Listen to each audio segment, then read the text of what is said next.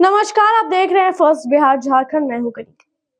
बिहार में एक बड़ी बदलाव होने जा रही है। आने वाले समय में बिहार को 9 पुल मिलेंगे, जिससे ट्रैफिक की समस्या, भीड़ की समस्या, सड़क की समस्या जैसी अन्य परेशानियों को दूर किया जा सकेगा।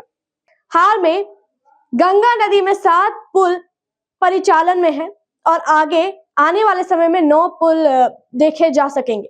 आइए जानते हैं पूरी खबर क्या है। बिहार में गंगा नदी को जीवन रेखा माना जाता है और अब इस पर तेजी से पुलों का निर्माण हो रहा है। आने वाले कुछ वर्षों में गंगा नदी पर कुल 9 नए मेगा पुल बनकर तैयार हो जाएंगे। इन पुलों से न सिर्फ राजधानी पटना को बल्कि पूरे राज्य को बहुत फायदा होगा। इनसे यातायात व्यवस्था सुधरेगी, यात्रा का समय घटेगा और व्यापारिक गतिविधियों को भी नई रफ्तार मिलेगी। वर्तमान में गंगा नदी पर 7 मुख्य पुल परिचालन में है, लेकिन आने वाले समय में यह संख्या बढ़कर 16 हो जाएगी। पटना जिले में ही 6 नए पुल प्रस्तावित है या उनका निर्माण कार्य तेजी से चल रहा है। पहला पुल है ओंटा सिमरिया पुल, जो राजेंद्र सेतु से समानांतर बनाया गया है।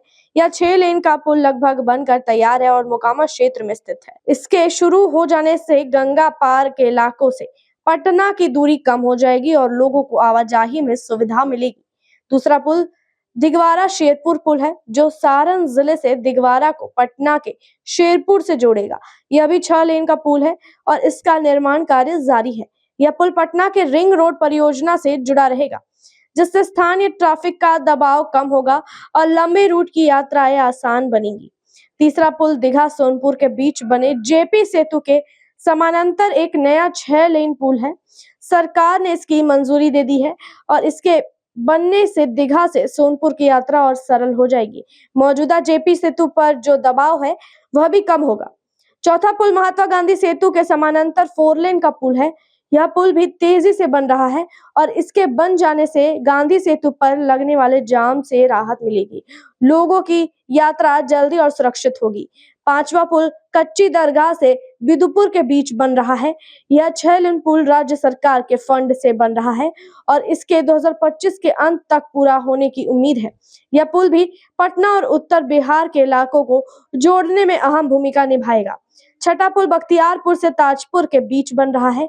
यह 4 लेन पुल पहले कुछ समय के लिए बंद हो गया था, लेकिन अब फिर से इसका निर्माण कार्य शुरू हो चुका है। पटना के अलावा अन्य जिलों में भी नए पुल बनाए जा रहे हैं। भागलपुर में विक्रमशिला सेतु के बगल में एक नया 4 लेन पुल बनाया जा रहा है। यह पुल भागलपुर को उत्तर बिहार से बेहतर ढंग से जोड़ेगा और वहां के लोगों को सुविधा देगा। खगड़िया और सुल्तानगंज के बीच अगवानी घाट सुल्तानगंज 4 लेन पुल बन रहा है, जो सीमांचल और कोसी इलाके के लिए बहुत जरूरी है।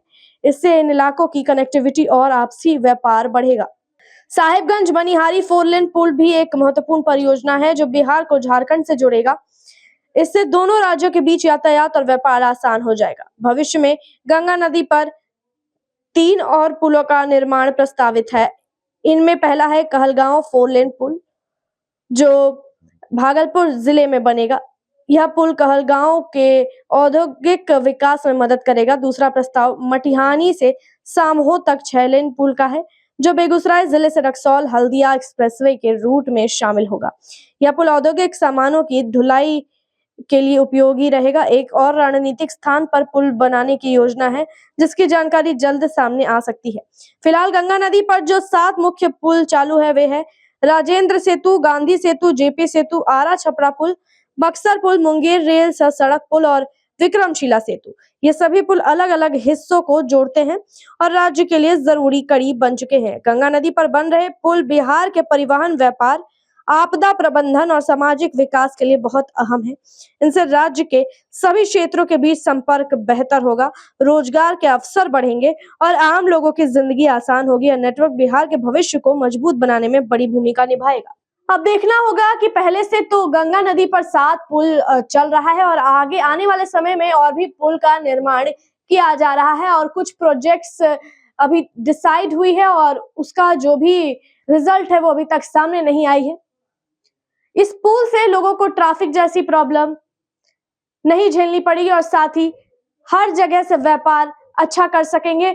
पटना से रोज आवाजाही आसान होगा और अगर जो लोग रोज आना जाना कर रहे हैं उनके लिए पटना आना काफी आसान हो जाएगा।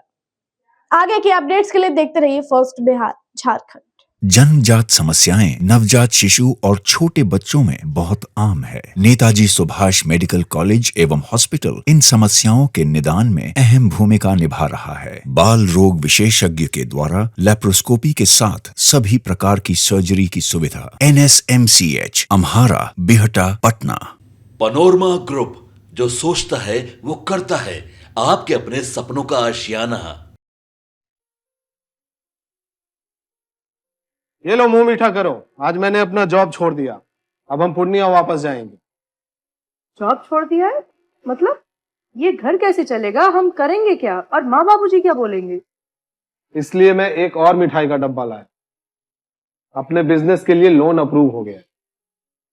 अरे लोन अप्रूव हो गया वो तो ठीक है, लेकिन पूर्णिया में हम रहेंगे कहाँ? अपना घर भी तो नहीं है वहां।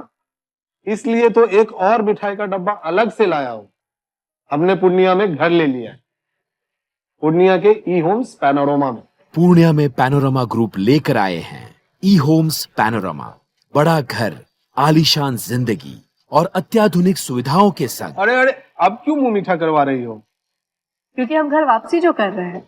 घर वापसी की खुशी पूर्णिया में ई होम्स पैनोरमा के संग।